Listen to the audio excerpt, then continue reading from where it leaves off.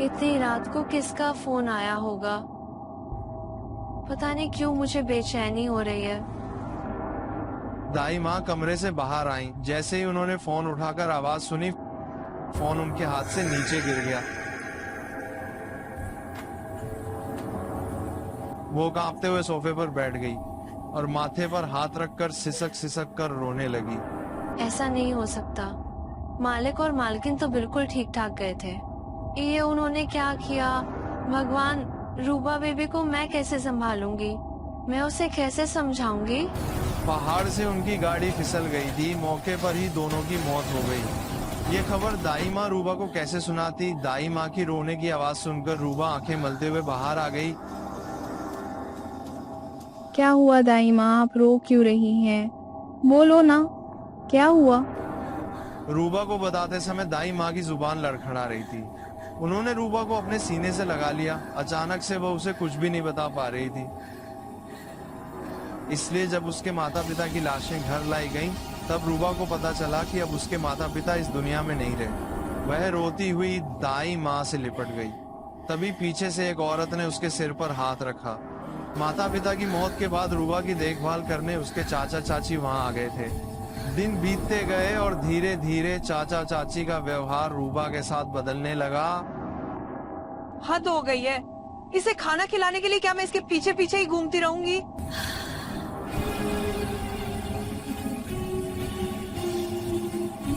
सुबह से रात होने को आ गई है, इसने एक निवाला भी अपने मुंह में नहीं रखा।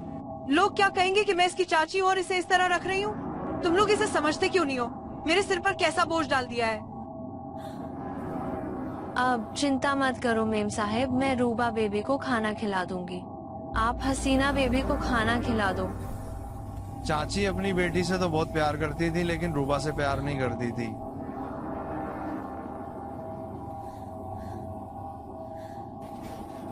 धीरे धीरे रूबा चाची की आंखों में खटकने लगी। मैं तो कहती हूँ इस रूबा को रास्ते से हटा देते हैं। इसके मरते ही सारी जायदाद हमारे नाम हो जाएगी। लेकिन इसे मार तो नहीं सकते। अगर इसे मार दिया तो सीधा शक हम पर ही जाएगा। जायदाद तो मैं इसे लेकर ही रहूंगा। कुछ ऐसा करूंगा कि सांप भी मर जाए और लाठी भी ना टूटे। चाची ने रूबा पर हाथ उठाना भी शुरू कर दिया था, इसीलिए दाई माँ उसे अपने से दूर नहीं करती थी। मैं समझती हूँ, रूबा के माता पिता की मौत के बाद आप ही उसके माता पिता जैसे हैं और उस पर आपका ही हक है। छोटा मुंह बड़ी बात कह रही हूँ, लेकिन अगर आप उसे प्यार नहीं दे सकते तो उसकी जिम्मेदारी मैं ही संभाल लूंगी। आज से वो मेरे साथ ही सोएगी। तुम्हारा मतलब ये है कि रात को उसके कमरे में तुम सोया करोगी?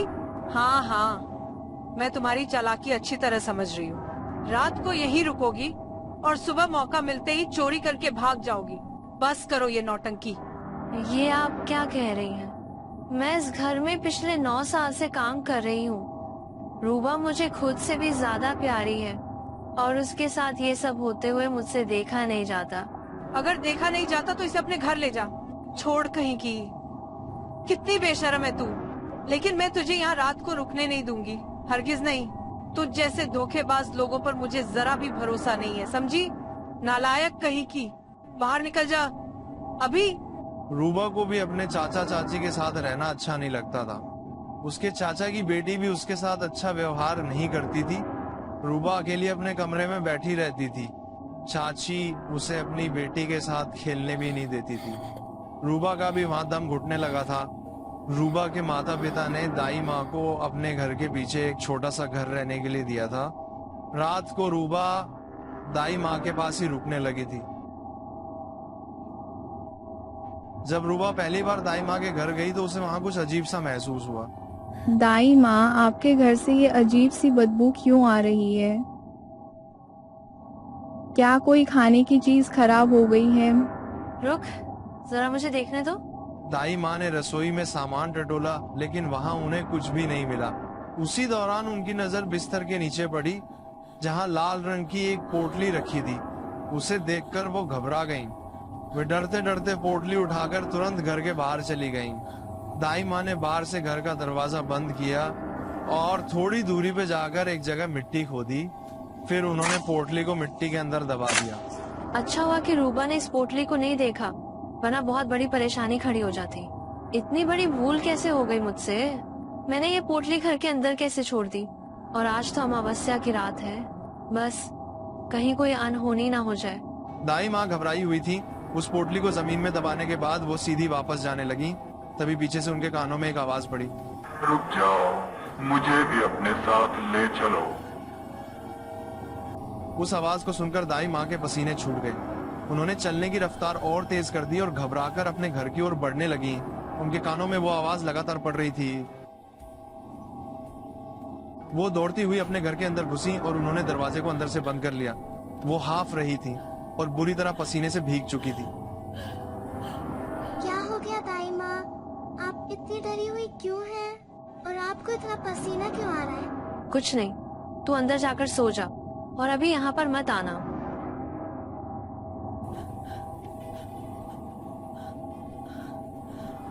इससे पहले कि दाई माँ कुछ और कहती, दरवाजे पर किसी ने दस्तक दी। दरवाजे से आने वाली धड़कन की आवाज धीरे धीरे तेज होने लगी। दाई माँ की आंखों में एक अलग ही डर उभर आया था। वो दरवाजे से दूर हटकर पीछे पलंग पर बैठ गईं। दाई माँ, कोई दरवाजा खटखटा रहा है। आप दरवाजा क्यों नहीं खोल रही हैं? क्या मैं दरवाजा खोल दूं? तुझे कहा था ना कि अंदर जा, तो फिर तू अभी तक यहाँ क्या कर रही है? अंदर जा, और जब तक मैं ना कहूँ तब तक बाहर मत आना। दाई माँ ने रूबा को अंदर भेज दिया। कुछ देर बाद जब वो अंदर देखने गई तो रूबा सो चुकी थी। उन्होंने अपने कमरे में सफेद रंग का एक गोल घेरा बनाया और उसके चारों ओर 5 दिए जलाए। फिर कुछ मंत्रों का जप करने लगी। कुछ देर बाद दरवाजा खटखटाने की आवाज बिल्कुल बंद हो गई। थोड़ी देर बाद दाई माँ ने मंत्रों का उच्चारण रोक दिया।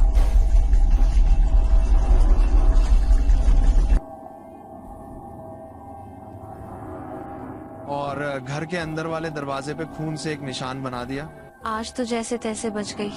आगे से मुझे बहुत ध्यान रखना होगा।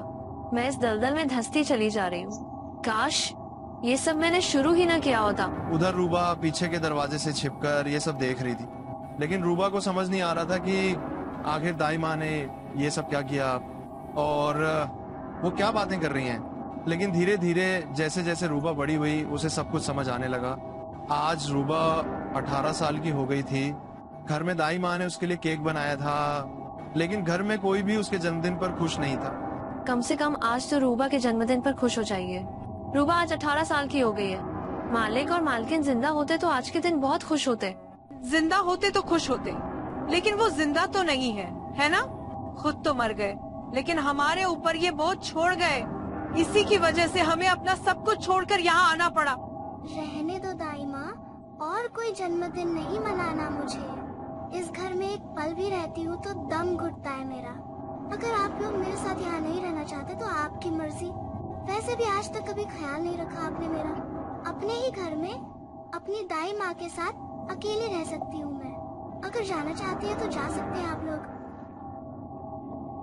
देखो तो जरा कैसे कैंची की तरह जुबान चला रही है ये।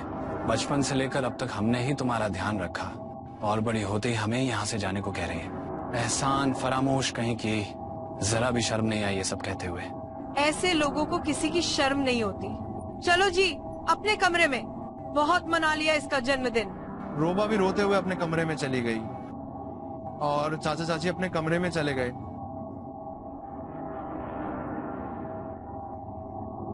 आज तो ये 18 साल की भी हो गई। अब तो प्रॉपर्टी अपने नाम पर करवा लो। 10 साल से यहाँ रह रहे हैं, इसे संभाल रहे हैं। अब और नहीं कर सकती मैं ये सब। हैसना की आंखों में जलन और गुस्सा साफ झलक रहा था। अपने पिता की तरफ देखते हुए उसने कहा, अब इस घर पे हमारा हक होना चाहिए। जब भी रोबा का चेहरा देखती हूँ तो गुस्से से मेरा दिमाग खराब हो जाता है। न ये घर रोबा का रहेगा और न वो इस घर में नजर आएगी।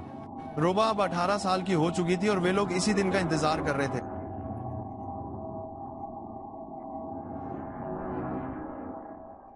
उन्होंने धोखे से रोबा के साइन एक कागज पर ले लिया और घर अपने नाम पर करवा लिया। ये सब ठीक नहीं किया आप लोगों ने। मालिक मालकिन के जाने के बाद आपको रोबा के माता पिता बनकर अपना फर्ज निभाना चाहिए था, लेकिन तुम तो पैसों के लालची हो। बहुत गलत किया है तुम लोगों ने। मैंने सोचा भी नहीं था कि आप लोग इतनी नीचे गिर जाओगे। मम्मी पापा की यादों की आखिरी निशानी था ये घर। वो भी छीन लिया मुझसे। लेकिन एक बात याद रखना, मेरी मम्मी पापा के घर से मुझे निकाल रहे हो ना, इस बात का बदला तो मैं लेकर रहूंगी। मेरा हक मुझसे इस तरह कोई नहीं छीन सकता। अभी के अभी निकल जाए यहाँ से हरामजादी। तुझे यहाँ एक पल भी सांस लेने का हक नहीं है। ये घर, ये प्रॉपर्टी, सब कुछ हमारा है। तेरा मनहूस चेहरा एक सेकंड भी बर्दाश्त नहीं होता मुझसे। निकल जा, चली जा यहाँ से। गलती से भी वापस आई ना तो पुलिस को बुलवाकर तुझे जंजीरों से बांधकर फिंकवा दूंगी। बाहर निकल अभी। रोबा रोते हुए दाई माँ के साथ उनके घर आ गई, लेकिन उन लोगों ने घर भी हड़प लिया था, इसलिए उन्हें किराए पर एक छोटा सा घर लेना पड़ा। दाई माँ, चाचा चाची ने मेरा सब कुछ छीन लिया। माँ पापा ने जो घर आपको दिया था वो भी छीन लिया। मेरा तो मन करता है कि मैं उन्हें जान से मार डालूं, और मुझे पता है कि आप ऐसा कर सकती हैं। क्या मतलब है तुम्हारा रोबा बेटा? मैं जानती हूँ काला जादू, टोटका, ये सब कुछ आपको करना आता है, तो उनका इस्तेमाल उनके खिलाफ आप क्यों नहीं करती? आपको नहीं लगता कि उन्हें अपने किए की सजा मिलनी चाहिए? ये तुम क्या बोल रही हो रोबा बेटा? मुझे ऐसा कुछ भी नहीं पता। और ये काला जादू टोना टोटका बहुत खतरनाक होता है।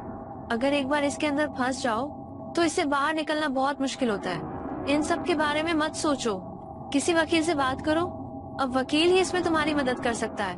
मैं हर वकील से बात कर चुकी हूँ दाई माँ, लेकिन कोई भी मेरी मदद नहीं कर सकता। और जब वो लोग सीधा रास्ता नहीं चल रहे तो हम क्यों सीधा रास्ता चले? मैं जानती हूँ आपको सदियाँ आती हैं। पिछले 10 सालों में मैंने आपको उन क्रियाओं को करते देखा है। आत्माओं को आपके दरवाजे पर दस्तक देते सुना है। जब आप मेरी मदद कर सकती हैं, तो फिर मना क्यों कर रहे हैं? क्या मेरी हालत देखकर आपको बुरा नहीं लगता? क्या आप मेरा अच्छा नहीं चाहती? ऐसा नहीं है मेरी बच्ची, मैं तुम्हारा ही अच्छा चाहती हूँ, इसीलिए मैं तुम्हें इस दलदल में धकेलना नहीं चाहती। काला जादू टोना टोटका एक ऐसा दलदल है कि जो भी इसमें फंस जाए वो बाहर नहीं निकल पाता। मैं पिछले इतने सालों से ये सब कर रही हूँ, वो मेरी मजबूरी है। पछतावा होता है मुझे कि आखिर मैंने ये सब शुरू ही क्यों किया, और एक बार जब इसे शुरू कर दिया तो कभी इसे रोक नहीं पाई। इन सब से दूर रहे मेरी बच्ची। दाई माँ ने रोबा की मदद करने से साफ साफ इनकार कर दिया, लेकिन रोबा के हाथ से तो उसका सब कुछ छीना जा चुका था। वो शांत कैसे बैठ सकती थी? एक रात जब दाई माँ गहरी नींद में सो रही थी, रोबा उनके कमरे में गई और उनका संदूक खोला। उसके अंदर एक काले रंग की पोटली रखी थी। उसने वो पोटली बाहर निकाली और अपने कमरे में ले गई।